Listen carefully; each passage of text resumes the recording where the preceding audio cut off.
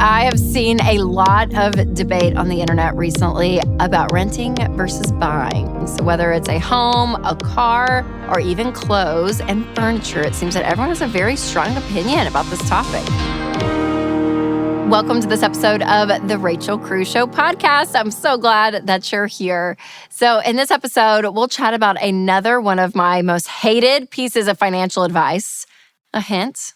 It can actually be a great way to earn some extra income. Then I'll talk about the pros and cons of renting versus buying in all aspects of life. But first, let's dig into the American tax system in just under 10 minutes. Take a listen.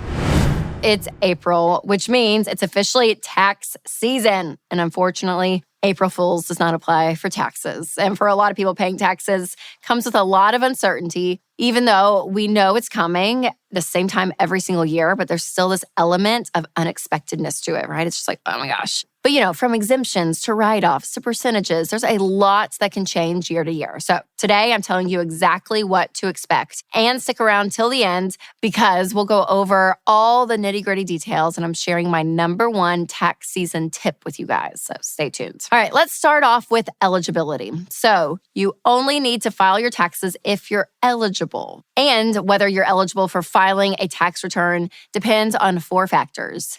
Age. Are you above or below 65? Income. Are you earning the minimum gross income? Filing status.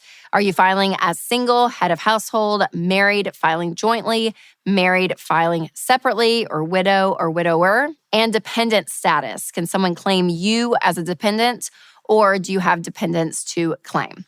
So once you've determined your eligibility and filing status, it's time to gather up all the tax documents. And not to sound like a total nerd, but I kind of like this part. Even if you don't understand every detail of the process, it's rewarding to organize your paperwork, give it to a pro or a tax filing service that you trust, and to check that part off your to-do list. Just feels really efficient and great.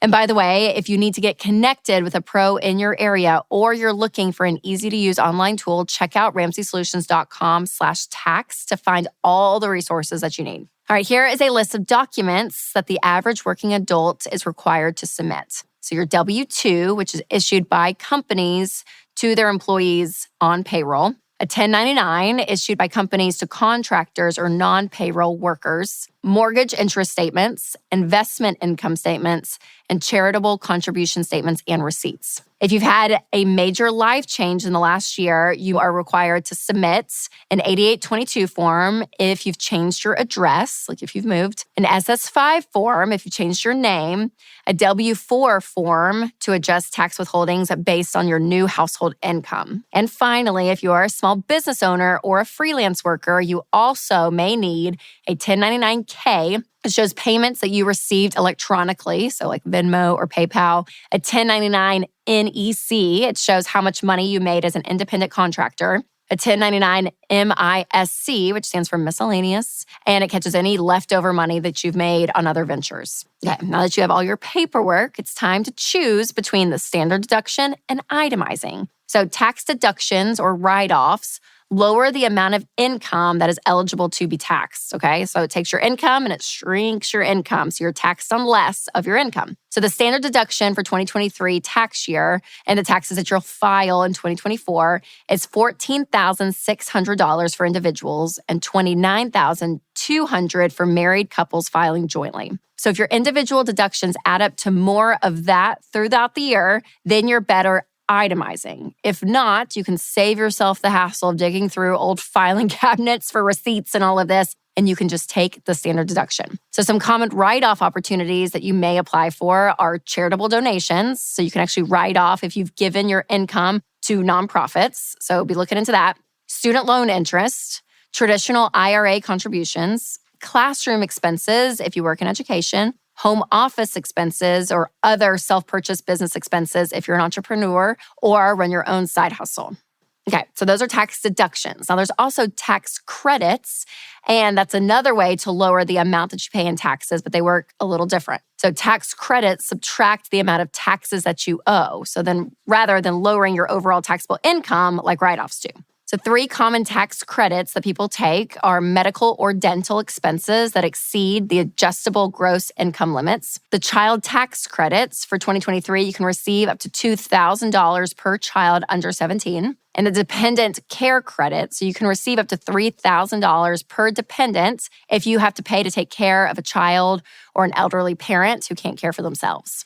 So the details of the tax filing process, again, they're a little tedious, but it's important to be vigilant. If there's just one thing that I want you to take away from today's episode, it's at the end of the day, you always want your money in your pocket. So if you're receiving a giant tax return every single year, it is time to reach out to your employer and adjust the percentage that they're withholding from your paycheck. Getting money back after tax season, it isn't this cute little bonus or like this free money. Oh, it's so exciting. This was your money all along that was sitting in DC, not doing anything, where you could have been using that money to pay off debt or to use on a summer vacation or to invest it and actually make money. I mean, you could have used that money throughout the year and instead it was just sitting over there completely interest-free. And believe it or not, there's still more to learn about filing taxes, which is why I recommend if you have a complicated tax situation, work with a pro. There's a reason that people go to school for multiple years and to make it their entire job to help businesses and individuals with their taxes every single year. A pro is always going to know more than you and I do because we are not the overall experts, right?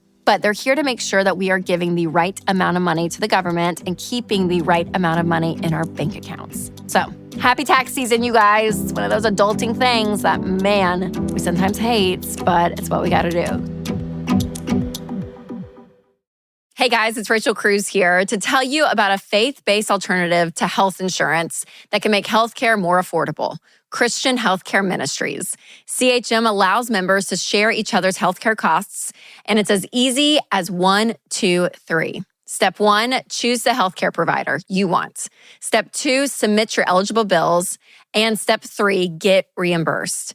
CHM members take care of your eligible medical bills.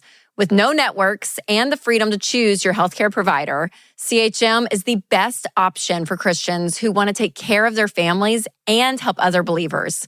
Find out more at chministries.org/budget.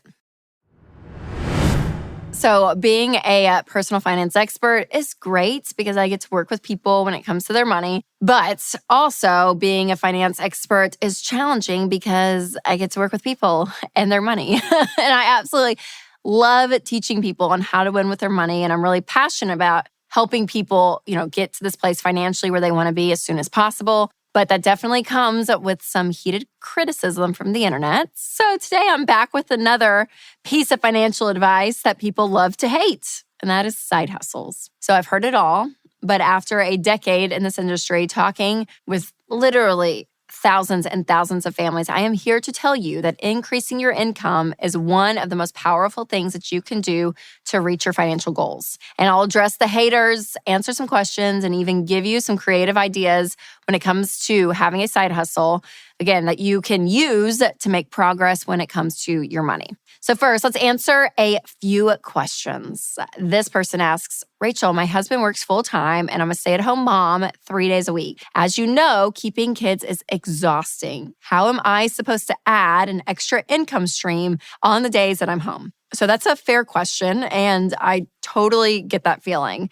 And I want to start off by saying that you can actually do something from home. So, for example, take 30 minutes while your kids are napping and clean out a closet or a section of the garage. And before you freak out, I'm not saying that you have to use all of that nap time, because trust me, I know how valuable that time is for your sanity. But if you can just take a small portion of some extra time and find 1 or 2 things that you can sell on Facebook Marketplace, I bet you could score a few extra bucks doing that just for a week or 2. So don't downplay the fact that you have so much possibility even just there in your house. And don't get down on the fact that you can't do it. Focus on the things that are possible that you can do right now just to add anything. Any extra money is better than no money. The next question is, I've seen you add an extra $1,000 to people's budgets as a way to get their income up in every dollar. And I think that's ridiculous. There is no way that a part-time job can earn that much per month.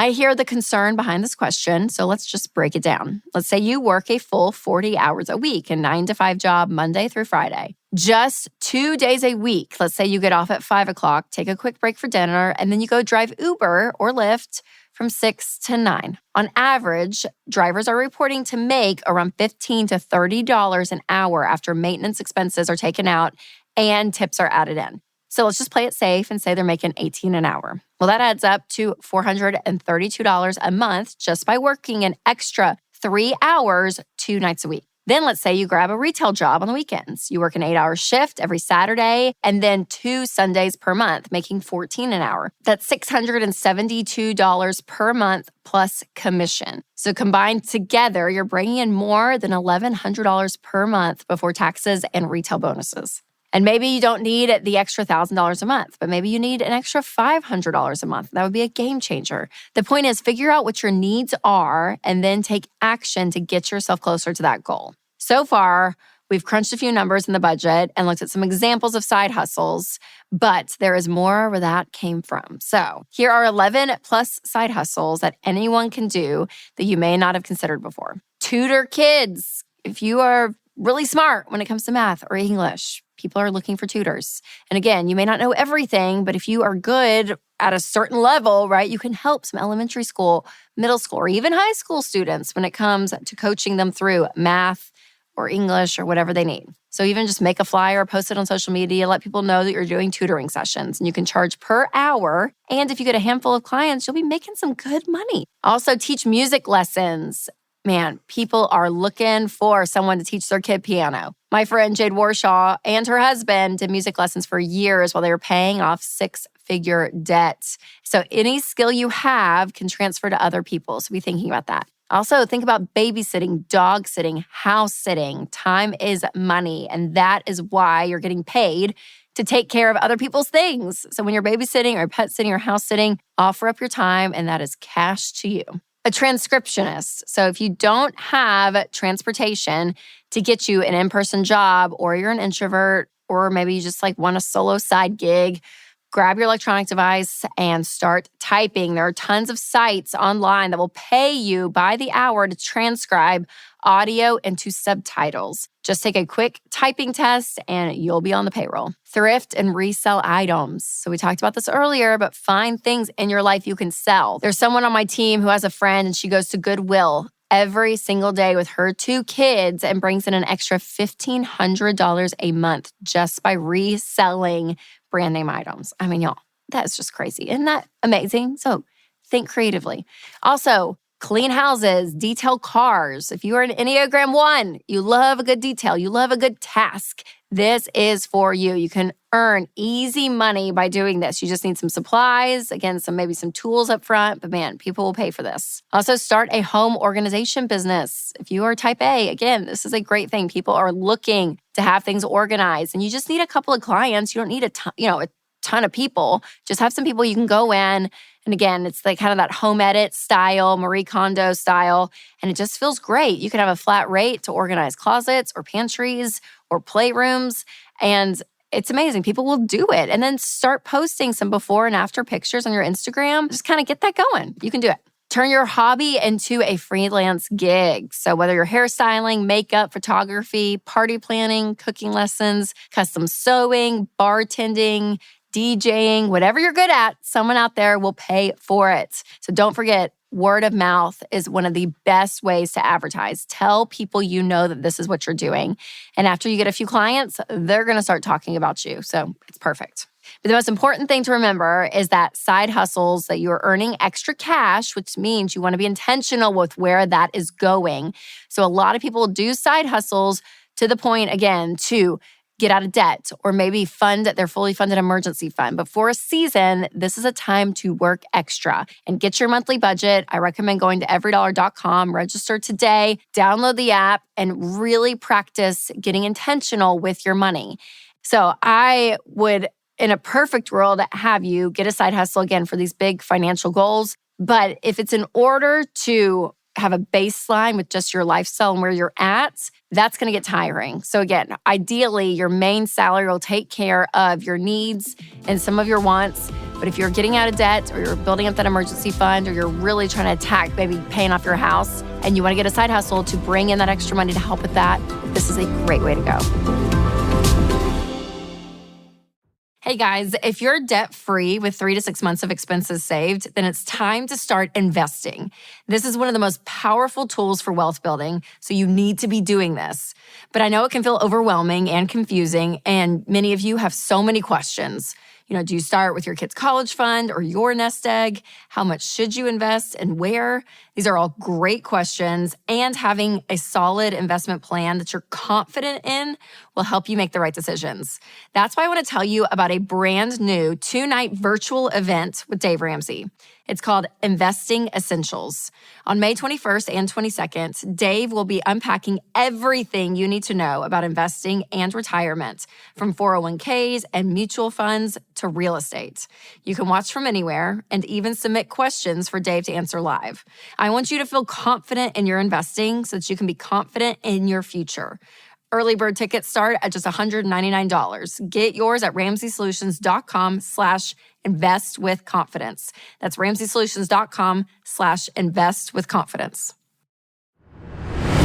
I have seen a lot of debate on the internet recently about renting versus buying. So whether it's a home, a car, or even clothes and furniture, it seems that everyone has a very strong opinion about this topic. And this is definitely something that I get questions about. People want to know my stance on whether it's a smart financial decision to rent. So today I'm going to set the record straight. When is it a good time to rent? What are the pros and cons of buying versus renting? And I'm not just talking about real estate, so stick around to the end to hear my number one favorite and least favorite reasons to rent. There are obviously some money principles that I have a very firm stance on, but sometimes it depends on the financial season that you're in. So first, let's talk about the question that's on everyone's mind: housing. And this may come as a surprise to you, but I actually think renting a house and buying a house both can be very solid options. If you're considering buying a house, 4 things need to be true with your money. I want you debt-free, have a fully funded emergency fund of 3 to 6 months of expenses. You have enough cash saved for the down payment, so anywhere from 5 to 20% is ideal.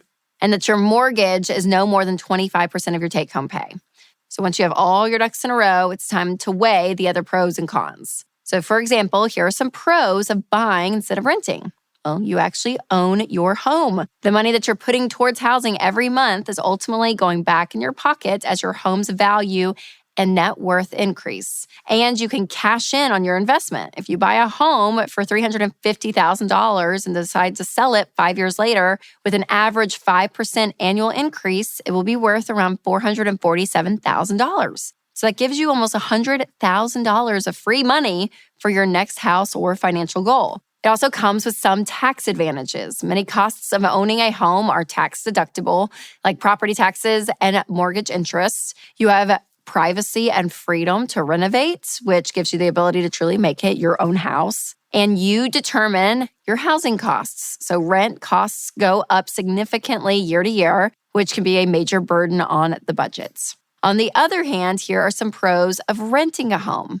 More flexibility. It's more difficult to travel and relocate when you own a home. So when you're in a season where you're not ready to settle down, renting might be the best. Less maintenance and expenses. When the HVAC goes out, you don't have to pay thousands of dollars to get a new one. You have to save up cash for a down payment and closing costs. If you have more important priorities with your money, like paying off debt or getting an emergency fund, a home purchase might need to wait for a little bit. And it's cheaper short term. So with the exception of popular cities, it's typically cheaper to pay rent than to pay a mortgage. Plus, renting insurance is always cheaper than homeowners insurance. All right, next, let's talk about another popular renting trend: vehicles, which is leasing versus buying, is just as much of a debate as it is with the housing market of renting or buying. The only difference is I have a pretty strong opinion with this one, because honestly, I could see why it might be tempting to lease a car. A lower monthly payment for a brand new car sounds great if you're on a tight budget,